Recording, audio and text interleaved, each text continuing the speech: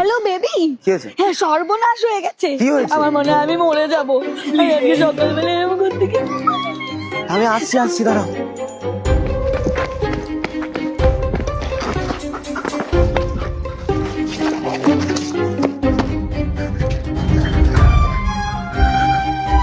মনে হয় মরে যাবো।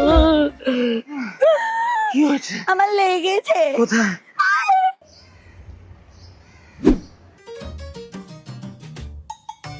কি করে কাটলো?